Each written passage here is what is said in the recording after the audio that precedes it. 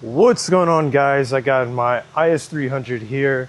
I've had it for about 2 years now. With that being said, I'm building it as a shop car. I have the carbon fiber hood on the car. I just picked up the Neo V1 pieces. I think I sourced that one from either South Carolina or North Carolina. Had it paint matched to the car. I'm running a spare Altezza grill on the front. And then something crazy with the headlights is that these are original OEM.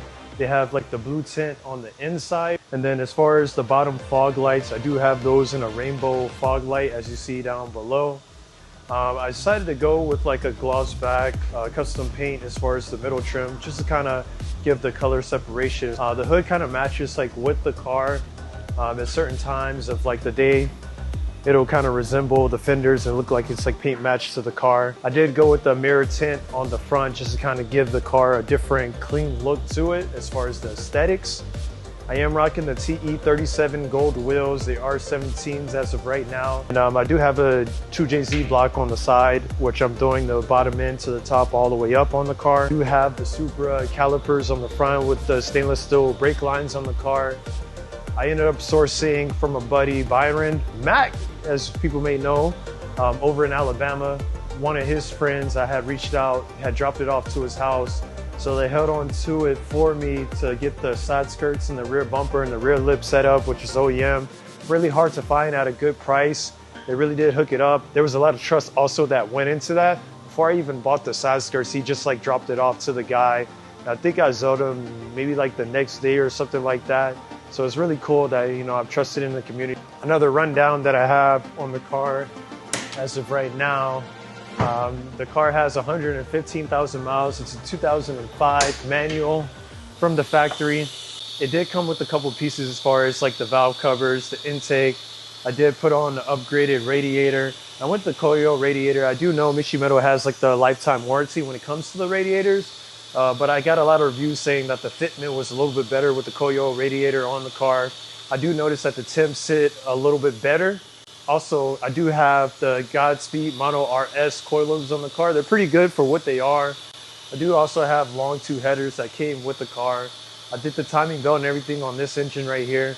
I could have went with a GTE or GE build, but I decided to go with the full-on GTE just for the look appeal. Honestly, they're both the same engines. You could build them identically the same, but I really came across a really good deal from this guy. Crazy story that I drove to get the 2JZ block. It was a random barn up in like Nashville, a little past Nashville, like 30 minutes past. Driving through the country road, and he just has like a random car just like sitting there. And then walk inside the barn, it's just like full pieces of a 2JZ. Kind of a crazy story and where I had to go to get the engine. So eventually I'm gonna sell this engine. I'm just driving the car for right now. And I'm gonna roll my engine over. Just kind of explain some of the differences like with the block and what I have. And here is the block. A lot of people honestly buy a lower end 2JZ GTE block. Some people prefer the oil squirter, some people don't when they run it.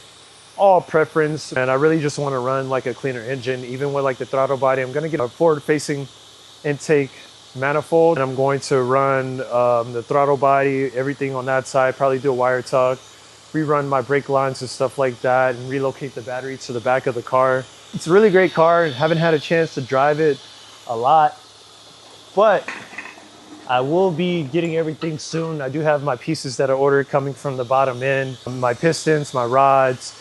I'm just gonna redo the polish and just get everything checked on the crank just to make sure that's good. Eventually, I'll be putting a T56 transmission into the car. Just try to do it in one time. I know there is a debate on these cars whether to run the CDO09 or go in the T56. There is a major price difference in those two parts. But as far as like the gear ratio, just like what your budget is, I just wanted to do a solid build. You know, I don't have the time to go back diving into the car, but you of course are always going to have problems. There's nothing that could be 100% preventative, but you can do maintenance, just have a better longevity as far as the motor and what you're trying to do and what you're trying to run. It's a great platform. Running the 2JZ GTE can be very expensive. A lot of people think, hey, you just buy the motor, which is one route like as well. When I bought this motor, it did come completely disassembled, so I was able to check out the pistons, the rods, everything for this assembly, and just making sure there weren't any issues like a cracked block or like the upper heads weren't torn apart. So I do have the block sitting on the side, which is really dope. And then this right here, honestly, is probably my favorite thing that I've done to the car, or not even done to the car, but that I'm getting ready for with the car. It's a very nice powder coat. It definitely changes colors. It can look bronze and it has like a purple glaze to it. So I just wanted to kind of step out and try something different. And this is probably one of my most favorite mods. The hood shocks, they're the fix. Just gives the car like a very clean look on the side. In my opinion, a little bit overpriced for what you're getting. But they're one of the only companies that make these struts for a carbon fiber hood. Now, if you weren't running a carbon fiber hood, they do have like other options, honestly, that are way cheaper. You know, and you can get your best bang for the buck. It's not always about like the quality of the part, as their parts are good as well.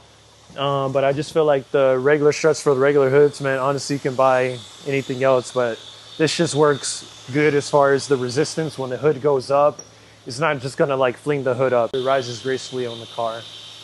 I did do the timing belt, water pump, thermostat on this engine right here, which of course I'm gonna have to transfer over, not even transfer over, but I'm gonna have done with the new two. That's just a little bit of what I have going on with the car. Definitely appreciate you guys just even tuning in or just checking out the video. Definitely stay tuned as far as like the process. I will be getting the parts in soon, and you have my word, I will be recording every piece, every inch of this process, because it's getting down to the nitty-gritty. And really now I can really start showcasing everything. Hasta mañana. Gracias por todo. So with that being said, man, like I have my parts coming in. I won't have any more breaks or pauses like on the video. So I'll definitely put in the work as far as assembling the engine and everything that I have. I do already have the heads, like everything installed as far as the valves and everything. So I'll go over that in a separate video and just kind of explain the differences of what you're trying to achieve as far as your power goals. With that being said, thank you guys so much for just taking time out your day just to see what's going on. Welcome to Drift Motorsports. We're here, we're in action, and people are gonna know about us, and we're proving it. Peace.